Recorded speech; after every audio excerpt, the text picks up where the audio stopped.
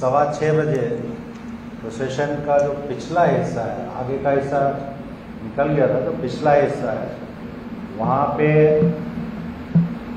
उस प्रोसेशन में जो लोग शामिल थे और वहाँ जो लोग खड़े हुए थे लोकेलिटी में, उनके बीच में आपस में तकरार हुई और उसके बाद फिर स्टोन पेल्टिंग और दूसरे इंसिडेंट्स हुए। पुलिस का बंदोबस्त प्रोसेशन के साथ था और उस समय जो हमारे अधिकारी थे, सब इंस्पेक्टर और उनके साथ जो टीम थी, उन्होंने दोनों साइड को अलग करके बीच में पुलिस थी और इन लोगों को कंट्रोल करने की कोशिश की। और उसी सिलसिले में इंजरीज भी हुई। पूरे इंसिडेंट में 9 लोगों को इंजरीज हुई हैं, इसमें 8 पुलिसकर्मी हैं, पुलिस अधिकारी हैं, 1 सिविलियन है। ये दर्शाता है कि पुलिस ने उस समय बीच में रह के दोनों जो पक्ष थे उनको अलग अलग किया और दूर किया, जिसकी वजह से पब्लिक को इंजरी होने में पब्लिक को इंजरी नहीं हुई। इस सिलसिले में अभी तक हम लोगों ने ऑफेंस रजिस्टर करके 23 एक्यूज को अरेस्ट किया है। इन 23 में से 8 एक्यूज ऐसे हैं जिनके प्रीवियस इन्वॉल्वमेंट है।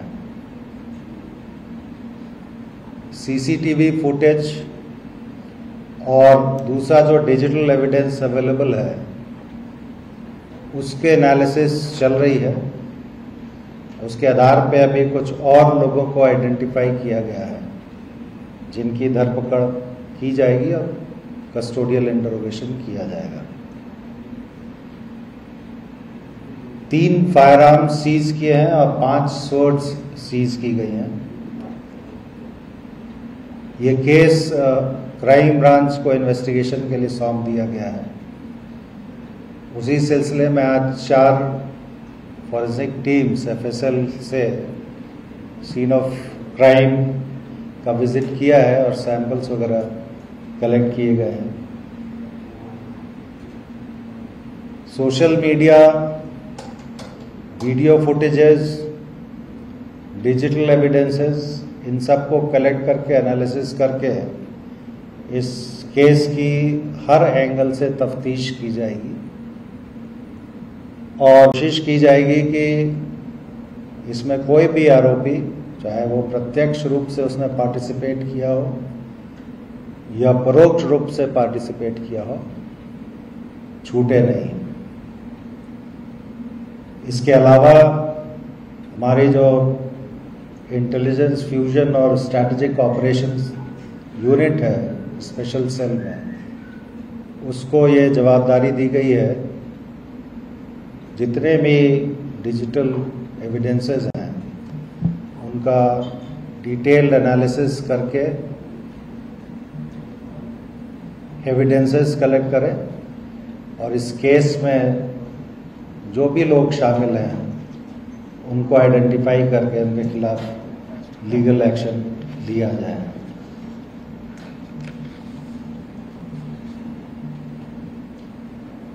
इसमें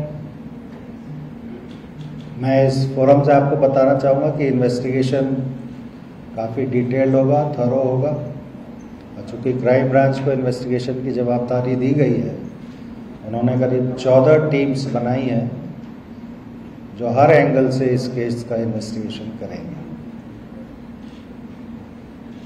टीम्स कल से ही कार्यरत हैं और जैसे जैसे रिजल्ट्स आएंगे हम प्रेस को ब्रीफ करेंगे।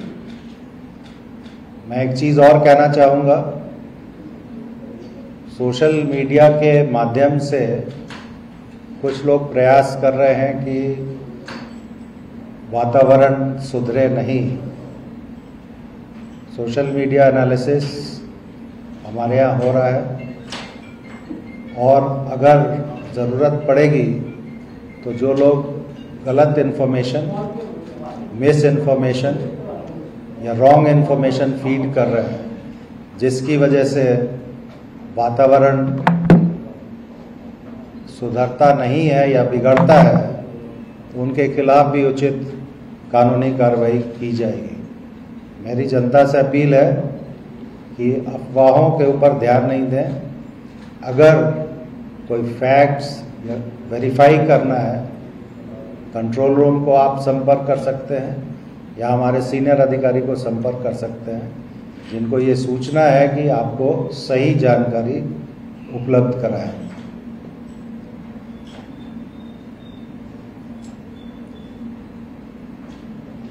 दूसरी बात मैं ये कहना चाहूँगा कि इस इन्वेस्टिगेशन के साथ साथ पुलिस ने पीस कमेटीज या अमन कमेटियाँ कहते हैं, उनकी भी मीटिंग्स की हैं और कोशिश हम लोग ये भी कर रहे हैं कि जो चंद खुराफाती लोग हैं उनकी वजह से आम नागरिक को मुश्किल नहीं हो।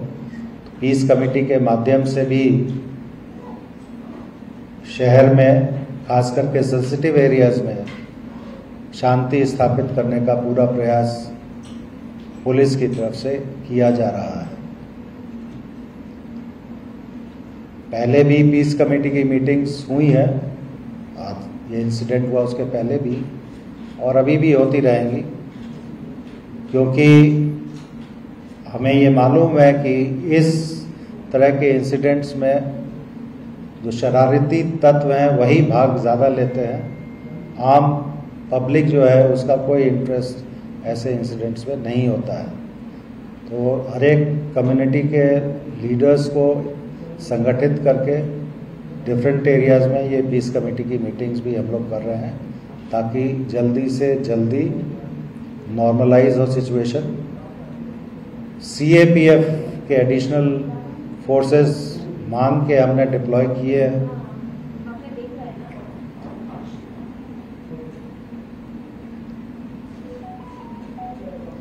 जहांगीरपुरी के अलावा भी शहर के जो दूसरे संवेदनशील विस्तार हैं वहाँ पे CAPF का डिप्लॉयमेंट किया गया है। दिल्ली पुलिस का भी एडिशनल डिप्लॉयमेंट किया गया है और जो अधिकारी हैं, सीनियर अधिकारी, उनको ये निर्देश है कि जब तक स्थिति सामान्य नहीं हो जाती है वो फील्ड में रहें और कोई भी इंसिडेंट होता है तो उसको इमीडिएटली और अप्रोप्रिएटली उसको हैंडल करें। Thank you. एक मिनट, अगर आपको सवाल पूछना है तो एक एक करके पूछिए। मैं हर एक साथ बोलेंगे तो मेरी समझ में नहीं आएगी। आप आपस में ही तय कर लें कौन सवाल पूछेगा। सर, सोशल मीडिया पे काफी सवाल उठ रहे हैं कि दिल्ली पुलिस एक तरफा कार्रवाई कर रही है, सिर्फ जो मुस्लिम समुदाय के लोग हैं उन्हीं को अरेस्ट कर रही है, जबकि हिंसा में दोनों पक्ष की इन्वॉल्वमेंट सामने आ रही है। आपने देखा होगा कि FIR पुलिस की तरफ से रजिस्टर की गई और इसमें इन्वेस्टिगेशन में जो भी पक्ष के विरुद्ध में हमें साक्ष्य मिलेंगे उनको अरेस्ट किया जाएगा। इसमें कोई भेदभाव हम नहीं कर रहे हैं। अभी भी जो 23 व्यक्ति अरेस्ट किए गए हैं उसमें दोनों पक्ष के लोग शामिल हैं। सवाल ये है एक सर, कुछ ये भी आरोप लग रहे हैं कि या कहा जा रहा है कि इसकी प्लानिंग काफी पहले से की गई थी। क्या जांच में ऐसी बातें सामने आ रही है कि पहले से इसकी प्लानिंग की गई थी? मैंने आपको बताया कि केस का इन्वेस्टिगेशन काफ़ी थरोली किया जाएगा। जो भी प्रत्यक्ष या परोक्ष रूप से इसमें शामिल हैं उनके विरुद्ध कार्रवाई की जाएगी। सर, इसमें जो आयोजक हैं उनके खिलाफ कोई कार्रवाई की बात हो रही है क्या? क्योंकि ऐसी बातें आ रही है कि कुछ लोग मस्जिद में जिन्होंने घुसने की कोशिश की उसके बाद ये पूरा मामला बिगड़ा। अभी ये इन्वेस्टिगेशन का विषय है। मैं बहुत क्लियरली आपको बोल रहा हूँ, इन्वेस्टिगेशन में जिसके खिलाफ एविडेंस मिलेगा उसके खिलाफ कार्रवाई की जाएगी, irrespective of class, creed, community, religion. Sir, one point. Was this a designated route for the yatra to go? Because what people were saying that the yatra took 2-3 rounds and that certainly provoked. The second point, there have been the pictures on social media which is showing the relation of the prime accused with one of the political party. What has been the Prime accused? Ansar का भी कोई political background. एक Ansar, who is said to be the prime accused who instigated the crowd, his pictures of violence which shows his affiliation with one political party. So, as an investigation suggested so far, and was it a designated route, and why these people were allowed to go on the route twice? The designated route, which is a traditional route to say, was EE block, Jahangirpuri, A1 Motors Mangal Bazar Road, Mahinder Park via BJRM Hospital Road, K block, BC Market, Kaushal Chowk, G block, Mangal Bazar Road, Mahindra Park. Prior to this procession, two processions who had been given the permission had completed the procession peacefully.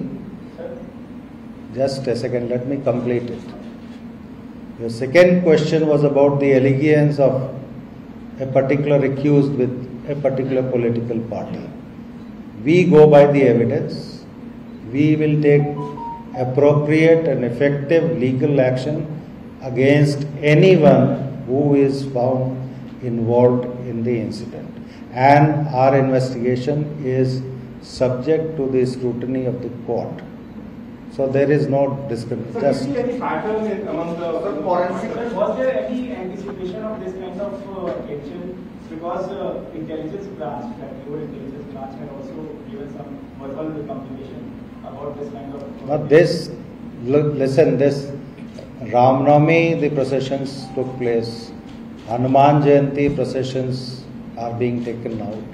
In different parts of the country, everybody knows. Some part it is peaceful, some part there were some problems. So definitely we were also careful and we were prepared to handle the situation. And as you have seen, the situation was brought under control within an hour's time, and we have taken effective action against the culprits. Sir forensic की team इतनी देर से क्यों पहुंची, ये सवाल उठ रहा है 2 दिन बाद। पहुंची तो है ना, उसकी बात करो। सर एक सवाल ये है कि फॉरेंसिक एग्जामिनेशन करने के लिए टीम एक जामा मस्जिद में पहुंची, और ऐसा भी कहा जा रहा था फर्स्ट डे से कि जामा मस्जिद के में झंडा लगाने को लेकर ये विवाद शुरू हुआ था। तो क्या ऐसा ये बात में तथ्य नहीं है, झंडे की बात नहीं है। झगड़ा छोटी सी बात पे अल्टरकेशन शुरू हुआ था, वो फिर इसने ये स्वरूप ले लिया। जो लोग ये कह रहे हैं कि झंडा लगाने की कोशिश की थी, तो ऐसी बात में तथ्य नहीं है। एक minute, let me completely answer है। सेकेंड पॉइंट आपका जो एफएसएल की टीम को लेके था, एफएसएल की टीम वहाँ पे सीन ऑफ क्राइम जितना भी है, सारे सीन ऑफ क्राइम को एग्जामिन करेगी, because firing has taken place, private firing has taken place. Sir जो पुलिसकर्मी थे, हमने उनके इंटरव्यू करे, जो घायल पुलिसकर्मी थे, उन्होंने कहा कि लोगों से बहुत ज्यादा पत्थर चल रहे थे और शराब की बोतलें। सर आपको लग रहा है मतलब कि जो इंटेलिजेंस यूनिट है उसकी, सर ये पहले से था, क्योंकि 2 शोर यात्रा निकली थी, उनको कोई टच नहीं किया गया, इसी में सर ये पूरा। देखिए, ये चीजें इन्वेस्टिगेशन का विषय है। आपने हमारे सब इंस्पेक्टर से बात की थी, मैंने भी बात की है। जो इन्वेस्टिगेशन में तथ्य आएंगे उसके बाद ही हम आपको बता पाएंगे। सर आदेश सर ने कल पुलिस स्टेशन पे आके बोला कि सर जो अंसार है वो आम आदमी पार्टी का पदाधिकारी है, तो इस पे सर कुछ इस पे मैं कोई कमेंट नहीं करूंगा। हमारे लिए जो ऑफेंडर होता है वो ऑफेंडर होता है। हम एविडेंस पे जाते हैं, एसोसिएशन पे।